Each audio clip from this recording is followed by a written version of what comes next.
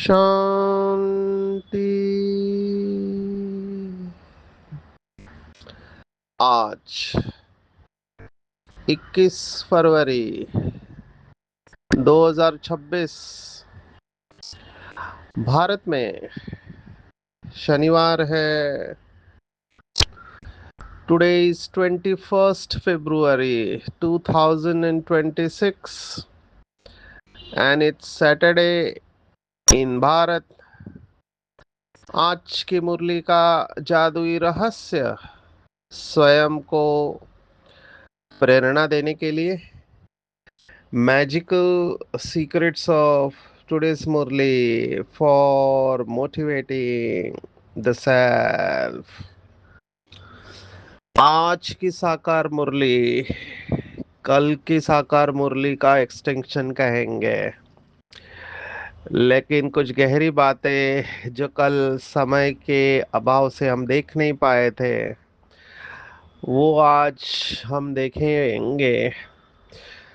कल बाबा ने जो कहा था कि पढ़ाई ही कमाई है और तुम्हें कमाई का बहुत शौक होना चाहिए। जैसे कुछ बिजनेसमैन को या बिजनेसमैन की वृत्ति रखने वालों को हमेशा कमाई का ही वो सोचते हैं, कमाई के बारे में ही सोचते हैं। कुछ कम्युनिटीज कमाई के लिए बहुत प्रसिद्ध है। अभी मैं किसी का नाम नहीं ले रहा हूँ क्योंकि वो अच्छा नहीं लगता है, पर इनके बारे में कहा जाता है कि उनको अगर स्वर्ग में भी जगह मिले तो बिजनेसमैन होंगे, वो स्वर्ग और नर्क के बीच में जगह लेकर वहां पर भी बिजनेस करेंगे। ऐसे ऐसे कहा जाता है। इसके पीछे भाव ये है कि इनके दिमाग में हमेशा कमाई की बात रहती है। हमने देखा है ऐसे लोग जिनको खाने के लिए टाइम नहीं है। अभी पैसा किस लिए कमाते हैं तो अच्छा खाना खाए, अच्छा सुख सुविधा वाला जीवन जिए।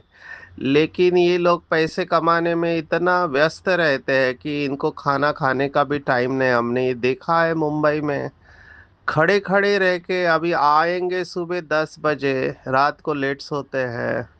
खाना इनका 4 बजे होता है, डब्बा तो आ चुका रहता है लेकिन खाते हैं 4 बजे, वो भी खड़ा खड़ा खाते हैं।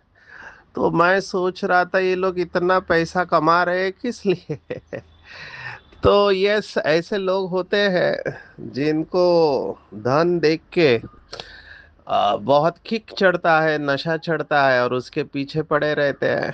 आपने अगर स्टॉक मार्केट का चित्र देखा है तो इनकी सांस अटकी हुई रहती है स्टॉक मार्केट खुलते ही।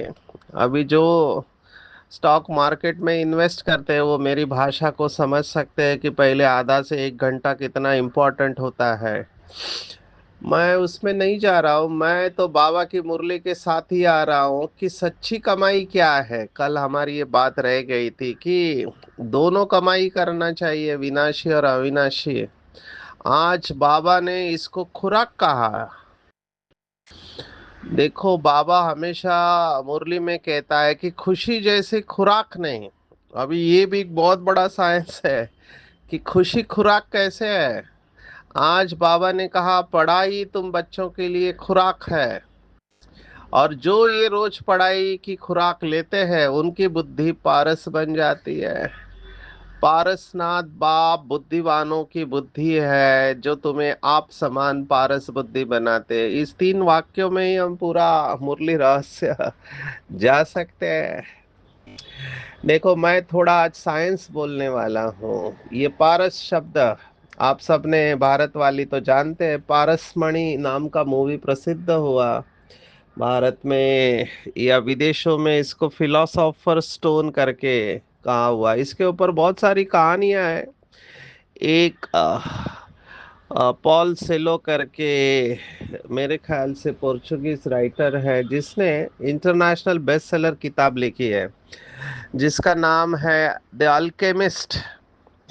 तो जो हमारे पास पारसनाथ कहते हैं, वहाँ अल्केमिस्ट कहते हैं, इट्स अ केमिस्ट्री। और कई लोग, आज भी कई लोग इसमें लगे हुए हैं कि कैसे हम लोहे को सोना बना सकते हैं। अभी ये सब कहानियों में आया हुआ है कि लोहे को सोना बना देना, उसके लिए एक धातु होता है जिसको आप लोहे को स्पर्श करते ही वो सोना बन जाता है। अभी साइंस कहता है कि इट इज नॉट पॉसिबल, ऐसा है नहीं। लेकिन कुछ राज है जो मैं आज आपके सामने बुद्धि का भोजन दे रहा हूँ। थोड़ा साइंस की भाषा में हम इसे समझने की कोशिश करेंगे। मेरी क्यूरियोसिटी तब जगी जब एक डॉक्टर से मिले। अभी आयुर्वेदिक डॉक्टर है। आयुर्वेदा में फार्मेकोलॉजी को द्रव्य गुण कहते हैं। तो फार्मेकोलॉजी में उनके बहुत सारी ऐसी दवाइयाँ वो बनाने की प्रोसीजर है। तो उसमें आयुर्वेद में जैसे सुवर्ण प्राशन कहते हैं, माना सोने का वो चाटने को देते हैं, सोने का रस होता है, उससे इम्यूनिटी बूस्ट होता है। आपने सुना होगा सोना चांदी च्यवनप्राश। ये सब एडवर्टाइज में आता है। अभी उसमें कितना ओरिजिनल सोना होता है हम नहीं जानते, पर उसका एक तरीका है। कल एक डॉक्टर हमारे पास आए थे, राजकोट के, गुजरात के। उन्होंने कहा उन्होंने सुवर्ण प्राश बनाया है, जो जबान के ऊपर चटाया जाता है जिससे इम्यूनिटी बूस्ट होती है। वो विशेष नक्षत्र में ही देते हैं, पुष्य नक्षत्र। और उन्होंने बताया कि उस समय पुष्य नक्षत्र जो हर महीने में आता है, तो उस पुष्य नक्षत्र में स्थूल और सूक्ष्म शरीर एक हो जाते हैं। तो इसलिए आप जो देंगे वो सुवर्ण प्राश आपके सूक्ष्म और स्थूल दोनों शरीर को पुष्ट करता है। अभी वहां उस समय के ऋषि मुनियों ने इसके ऊपर कितना स्टडी किया होगा। आप सबको पता है कि जैसे एलोपैथी का साइंस है, एक ही शरीर मानता है, लेकिन योग शास्त्र में 5 प्रकार के शरीरों का वर्णन है। और योगियों ने 3 शरीर बताए, किसी ने 4 बताए, पर योग शास्त्र में 5 है। उन्होंने लेयर्स के रूप में बनाया। बाहर जो दिखाई देता है उसे वो अन्नमय कोश कहते हैं। उसके बाद है प्राणमय कोश, उसके अंदर है मनोमय कोश, उसके बाद विज्ञानमय कोश, और लास्ट में आनंदमय कोश। तो ये कोश या लेयर होते हैं। ये 5 शरीर बताए हुए हैं। किसी ने स्थूल सूक्ष्म कारण महाकारण ऐसे 4 शरीर बताए हैं। तो ये सब गुह्य है, ये तो योगियों की भाषा है। हम शायद इसे समझ न पाए, लेकिन जो समझ में आया है पारस के बारे में वो आपके सामने रख रहे हैं। तो पहले तो इस समय का साइंस इसे मिथ कहता है, माना ये सत्य नहीं है, लेकिन जिसे कहते हैं कहानियां, बाबा ने आज दंत कथा कहा है उस हिसाब से है। क्यों ये पॉसिबल नहीं है? क्योंकि आ, देखो, आयन जो है, माना लोहा है, उसका एक एटॉमिक नंबर होता है, केंद्र मास, तो वो है 26। और गोल्ड या सोने का एटॉमिक नंबर है 89, माना 79। अभी आपको अगर लोहे को सोने में परिवर्तन करना है तो आपको कम से कम 53 प्रोटॉन्स को ऐड करना पड़ेगा, उसको, लोहे को। और वो ऐसा संभव नहीं कि कुछ कुछ धातु ने आपने टच किया तो इमिडिएटली सोना बन जाए। ऐसे संभव नहीं है। अभी पृथ्वी के गर्भ में क्या प्रक्रिया होती है जिसके वजह से वो सोने की खानियों में सोना पड़ा रहता है, वो समझने जैसा है। अभी एक शब्द मैं इस्तेमाल कर रहा हूँ, इसको अंग्रेजी में कहते हैं अमालगमेशन। अभी अमालगमेशन क्या होता है? तो जब आप, मैं एक सिंपल एग्जांपल देता हूँ क्योंकि ये किया जाता है। मर्क्यूरी जो है, ये मर्क्यूरी के अंदर सभी मेटल जो होते हैं, धातु, ये डिसॉल्व हो जाते हैं। तो वैसे ही सोने को डाला तो उसके ऊपर एक कोट सिल्वर या ग्रे कलर का कोट चढ़ जाता है, उसको मर्क्यूरी गोल्ड अमालगम कहते हैं। माना कलर चेंज हो जाता है सोने सोने का। सोचो, मर्क्यूरी डालने के बाद, ये मर्क्यूरी की विशेषता है। अभी इसको रिवर्स करते हैं और फिर से सोने को अलग किया जा सकता है। तो इसी के ऊपर इंटरेस्टिंग रिसर्च है, और इसी के ऊपर वो भाई काम कर रहा है। क्योंकि अभी इंटरेस्टिंग बात यह है कि सोने का जो एटॉमिक नंबर है वो 79 है, 89, और मर्क्यूरी का है 80।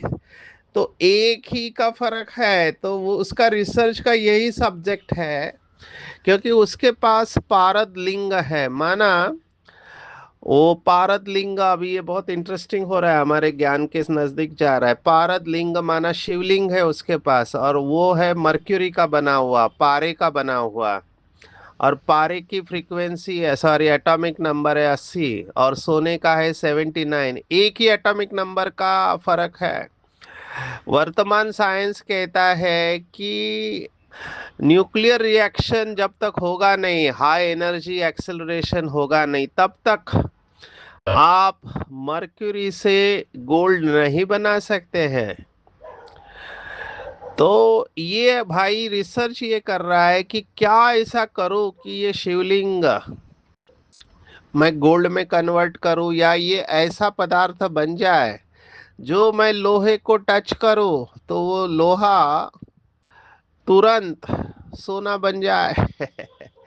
अभी यहाँ पर रिसर्च इंटरेस्टिंग होता है। अगर आप ये एक्सपेरिमेंट यूट्यूब पर देखेंगे तो आपको दिखाई देगा, जैसे ही ये मर्क्यूरी सोने के ऊपर गिरता है तो ये मर्क्यूरी या पारा ये तुरंत सोने को सिल्वर में कन्वर्ट कर देता है। अभी सिल्वर कलर होता है पर सिल्वर नहीं बनता है।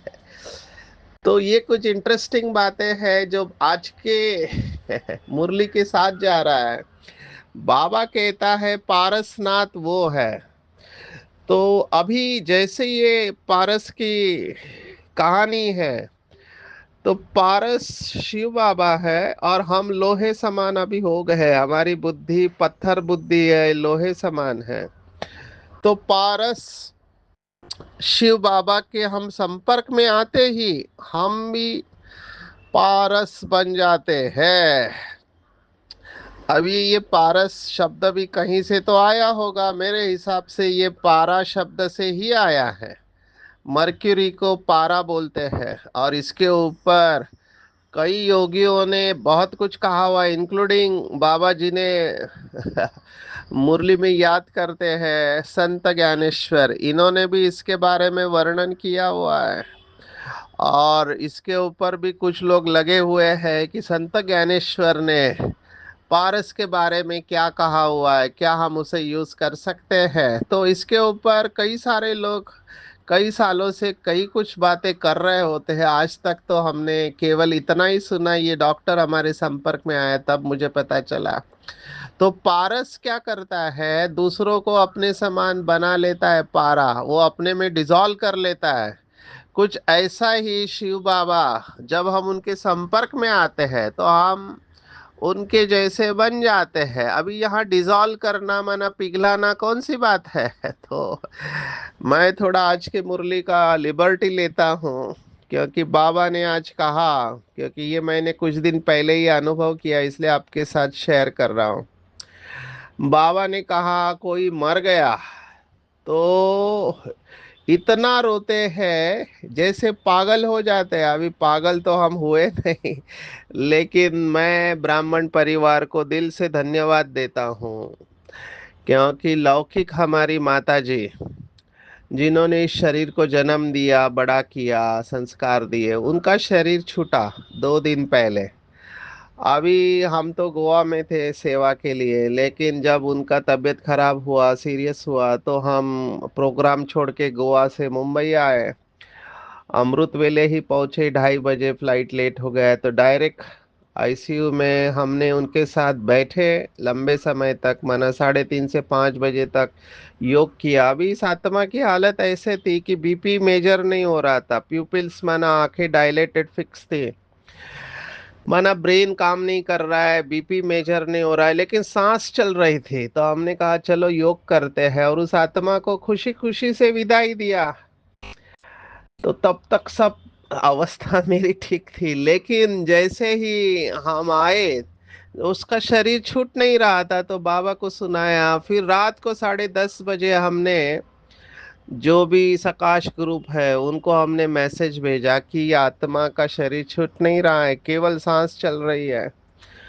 तो फिर सभी ने योग किया ब्राह्मण परिवार में। मैं उन सबको दिल से धन्यवाद देता हूँ, क्योंकि जैसे ही योग चालू हुआ पूरे वर्ल्ड में, हमारे कनाडा में बहुत अच्छा ग्रुप है, एक बहन है जो बहुत अच्छा कर रही है, और उनके साथी सभी, उनको मैं दिल से धन्यवाद देता हूँ। भारत में भी है, और भी स्थानों पर होंगे।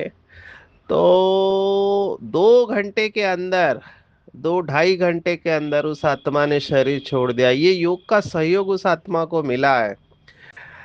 उस समय तक भी मैं ठीक था, लेकिन जैसे ही मैंने सुना कि उनका शरीर छूटा, पता नहीं क्या हुआ, अंदर जो भी भरा हुआ था, माना कई बार हमको लगता है हम अंदर से बहुत स्ट्रांग है, लेकिन मैंने देखा कि लौकिक पिताजी का शरीर छूटा तब भी मैं रोया नहीं था। भाई का शरीर तो इतना बुरे हालत में छूटा, उनका रेलवे एक्सीडेंट में, जबकि रेलवे ने उनको उड़ा दिया, तो उनका पोस्टमार्टम करने के लिए मैं खुद गया था, डॉक्टर के साथ में था।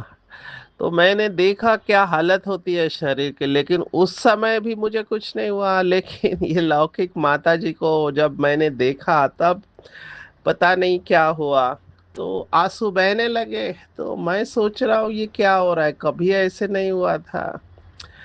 तो फिर जब रिट्रोस्पेक्टिवली मैंने चिंतन किया, तो मुझे पता चला कि हम खुद को कहते हैं कि हम दिमाग वाले हैं, लेकिन हमारे अंदर जो इमोशंस रहते हैं वो दबे पड़े रहते हैं। और लौकिक माता जी ने जो भी किया था, अभी हर एक की माँ अपने बच्चों के लिए बहुत कुछ करती है। हम तो गरीबी में बड़े हुए, और इन्होंने जो हमारे लिए किया वो सब याद आने लगा। और फिर रियलाइज हुआ कि हमने इनको सहयोग देना चाहिए था, लेकिन ज्ञान में आने के बाद हम फुल टाइम बाबा की सेवा में ही रहे। ये सोचा कि दो भाई और है, वो देखेंगे माता जी को। ऐसे कितने लोग हैं जिनको एक ही बेटा रहता है ना। हमारे यहाँ तो वैसा नहीं है, देखने वाली है। ये सोचकर मैं सेवा में ज्यादा रहता था। तब मुझे रियलाइज हुआ कि हमको थोड़ा समय और देते थे, लेकिन ये बाद में सोचने से कुछ नहीं होता है। तो उस कारण मैं देख रहा था कि आंसू रुक नहीं रहे हैं। तो मैं ये सोच रहा था कि क्या मैं नष्टो मोहा हूँ, कहीं मेरा मोह तो नहीं है। तो इसके ऊपर चिंतन करते करते बाबा ने ऐसे खींच लिया, तब समझ में आया कि एक जन्म का हमारा ये जितना भी अभी ये पीरियड है, आपको कितनी बातें मैं सुनाऊं, समय कम पड़ सकता है। कि जब हमारा जन्म हुआ, 71 का वॉर चल रहा था, और माता जी मुंबई के वाडिया हॉस्पिटल में थी। तो यहाँ ब्लैकआउट हुआ था ताकि एरोप्लेन्स को पता नहीं चले मुंबई में। तो ये गर्भवती माताएं जो थी, उनको कॉट के नीचे डाल दिया था, और माता जी हमारी डर गई थी, भगवान को याद करने लगी। और हमारे कुल देवता जो है वो रामेश्वर है। तो वो कह रही है कि मेरे 4 बेटे, ये चौथा बेटा है, इसमें से बचा लो, मैं ये मेरा बेटा तुमको दे दूंगी। और मैंने उनको कहा तुमने ये बोला इसलिए तो ऐसा हुआ। तो वो बात उन्होंने ही मुझे बताई। तो ये सब ड्रामा है। मैं ये मुरली के साथ कनेक्ट करता हूँ कि भले अगर ऐसा किसी का शरीर छूटता है, अगर आंखों से आंसू आता है, तो उससे एक प्रकार का हीलिंग हो रहा है आपके अंदर। आपको खुशी खुशी से उस आत्मा को विदाई देना है। लेकिन ये जो बाबा कह रहा है आज के मुरली में कि अम्मा मरे तो हलवा खाना, ये टफ है। क्योंकि मैं बहुत कोशिश कर रहा था, मेरे से खाना जा नहीं रहा था अंदर। तो वो एक दिन इफेक्ट रहा, फिर मैंने योग को बढ़ाया। योग से उस आत्मा को मुक्त किया अपने मेमोरी से। अभी जाना तो मुश्किल है, लेकिन कंटिन्यूस उनको योग दे रहे हैं, सकाश दे रहे हैं, लौकिक परिवार को भी सकाश दे रहे हैं। और डिटैच है, तुरंत मैंने जैसे उनका हुआ तो मैंने फिर से टिकट निकाला सेवा के लिए। उसका प्लानिंग चालू हो गया, क्योंकि कोंकण में नशा मुक्त भारत अभियान का कैंपेन है जो पूरा मेरे ऊपर है डिपेंडेंट। तो कहने का भाव है, ये मैं अपना अनुभव सुना रहा हूँ कि नष्ट मोह होना कितना कठिन है, पारस बुद्धि होना मेरे लिए कुमार होके इतनी सेवा करने के बाद में जो फ्लॉलेस स्टेज बाबा कहते हैं। तो मैं अपने से बात कर रहा था कि मैं दूसरों को तो इतना कुछ सुनाता हूँ, लेकिन ऐसे जब पेपर आते हैं तो अपनी चेकिंग होती है। अभी रिकवर तो हो गए हैं, लेकिन मैं सोच रहा हूँ बाबा ने मुझे क्या मार्क्स दिए होंगे। हालांकि लौकिक वाले और उनको भी शॉकिंग लगा, क्योंकि मेरे आंखों से कभी उन्होंने आंसू नहीं देखे थे। तो मैं अभी हीलिंग मोड में जा रहा हूँ। मैंने देखा कि वो बहुत सारी बातें, बहुत सारा वेटेज निकल गया अंदर का। क्योंकि मैं मुझे याद ही नहीं आ रहा है मैं कभी रोया था अपनी जिंदगी में। कभी रोया बचपन में रोया था, उसके बाद ये 55 ईयर्स में कभी रोया है ये मुझे याद ही नहीं है।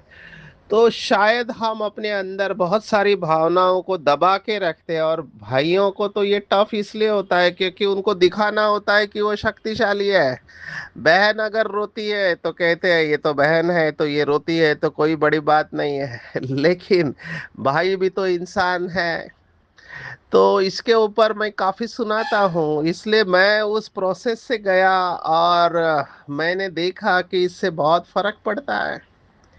पारसनाथ बनने के लिए हमारा निरंतर सोल कॉन्शियस स्टेज चाहिए, बुद्धिवान की बुद्धि। पारस बुद्धि बनने के लिए निरंतर बाबा के संपर्क में चाहिए। तो हमारा क्या डिसॉल्व होता है, तो हमारे अंदर जो अहंकार होता है वो पूरा डिसॉल्व हो जाता है, माना पिघल जाता है। एग्जैक्टली ये अनुभव मैंने अभी किया। तो ये समझ में आ रहा था कि हम दिमाग से बहुत बहुत सारी बातें करते हैं, हम अपने को दिमाग वाला कहते हैं, लेकिन इमोशंस आर इमोशंस, इमोशंस या भावनाएं आती है, उत्पन्न होती है, हम उसे अपने अंदर दबा के रखते हैं। अब ये सब कहानी बताने के पीछे भाव क्या था कि बैलेंस होना जरूरी है। जहाँ इमोशंस है वहाँ इमोशंस आने चाहिए, और जहाँ विवेक है वहाँ विवेक से काम लेना चाहिए। ये सब बताने के पीछे भाव ये था कि इमोशनल हाईजैक नहीं होना चाहिए, भावनाओं में बह नहीं जाना चाहिए। ना टू मच दिमाग वाला, ना टू मच इमोशन वाला, बीच में रहना चाहिए। भावनाएं जरूर होनी चाहिए, क्योंकि हम मशीन नहीं है, हम इंसान हैं। आर्टिफिशियल इंटेलिजेंस में अभी वो लोग भावना डालने की कोशिश कर रहे हैं, रोबोट में भी भावना डालने की कोशिश कर रहे हैं, लेकिन वो सब प्रोग्रामिंग है, ओरिजिनल तो आ नहीं सकती भावना। तो मुझे बाबा की मुरली याद आई कि ज्ञान युक्त भावना और स्नेह युक्त योग होना चाहिए। क्योंकि हम दुनिया में रहते हैं, हमारे चारों तरफ लोग हैं। तो मैंने तो देखा कि हमने लौकिक को बिल्कुल समय नहीं दिया था। लौकिक बहुत सारे रिश्तेदार आए थे, तो मैं ऑब्जर्व कर रहा था ये सब आत्माएं हैं और इनकी बहुत सारी अपेक्षाएं हमसे, इनका भी कल्याण हमको करना चाहिए। तो हर एक के प्रति शुभ भावना रखे, हर एक को हमने दुआएं दी, शक्ति दिया, और अपने बंधनों को काट रहे हैं जीवन की यात्रा पर।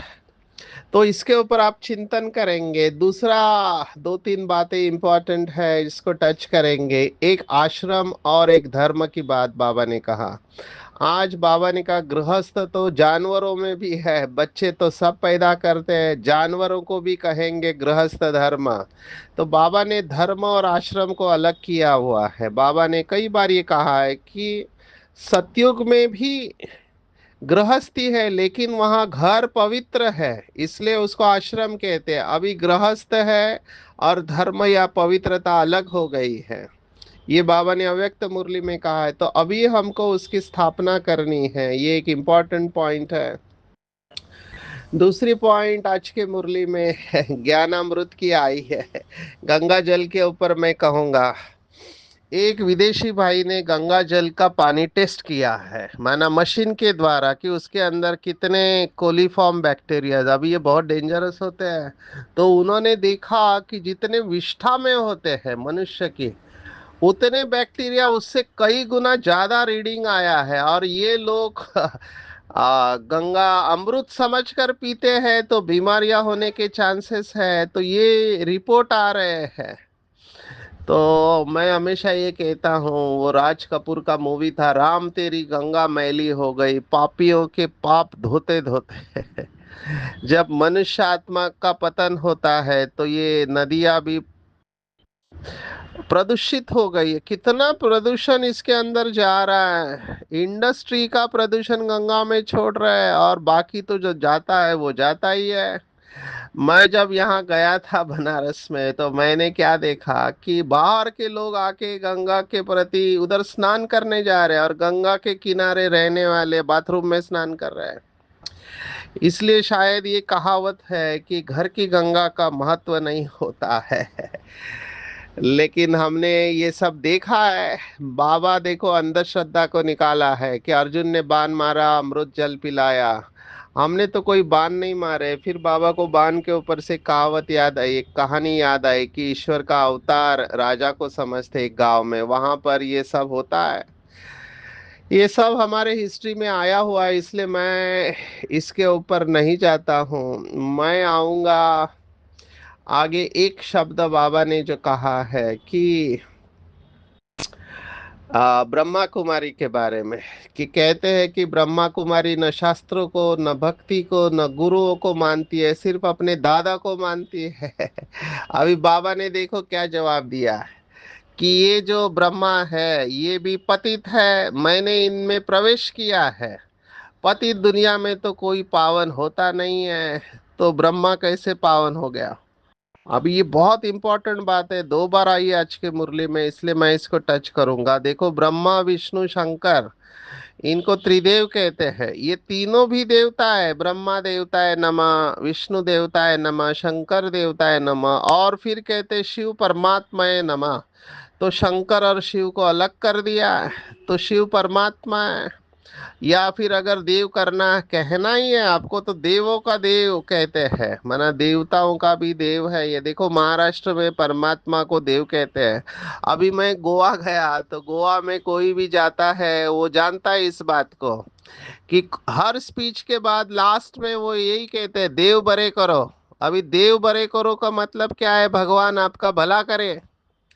लेकिन वो देव कहते हैं। नॉर्थ में शायद ये शब्द नहीं हो, पर महाराष्ट्र और इस तरफ देव कहते हैं परमात्मा को। तो ये एरिया अनुसार सब बातें हैं, आते हैं वरदान के ऊपर, ये भी पढ़ाई के ऊपर ही है।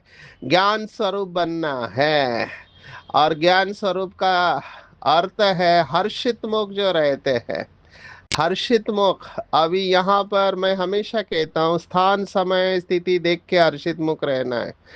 हमारे इधर एक आत्मा है, अभी हमारा गार्डन चला गया, सब लोग टेंशन में, और ये हंस रही है, तो हमको थोड़ा ऑड लगा। फिर कुछ भी होता है ये हंसते रहती है। अभी ऐसा भी नहीं होना चाहिए। हमारे यहाँ महाराष्ट्र में एक मिनिस्टर थे, सेंट्रल में भी रहे, हमेशा हंसते रहते थे। तो अभी किसी का शरीर छूटा है, वहां पे आप हर्षित मुख चेहरा नहीं रख सकते हैं, क्योंकि आपको जो भी संसार के नियम है उस अनुसार चलना चाहिए। भले आप रोना नहीं है, लेकिन गंभीर तो रहना है ऐसे समय पर। तो ज्ञानी आत्माओं के बीच ये ठीक है, लेकिन दुनियावी लोगों के बीच में हमको दुनिया के नियमों को पकड़ के चलना है। हर्षित रहना माना अंदर से प्रसन्न रहना, दिव्य रहना। दिव्य गुण अपनी चीज है, और अवगुण माया से आए हैं। इसलिए कोई भी आसुरी और व्यर्थ संस्कार सामने आने की हिम्मत नहीं रखेंगे। संपूर्णता का लक्ष्य सामने रखेंगे तो कोई भी संकल्प में आकर्षित नहीं कर सकता। आज तावीज दिया है बाबा ने, और मंत्र दिया है। तावीज है रिगार्ड देना, और मंत्र है पहले आप तो तावीज और रिगार्ड साथ में रहे तो बाबा की प्रत्यक्षता हो जाएगी। इसके ऊपर चिंतन करेंगे।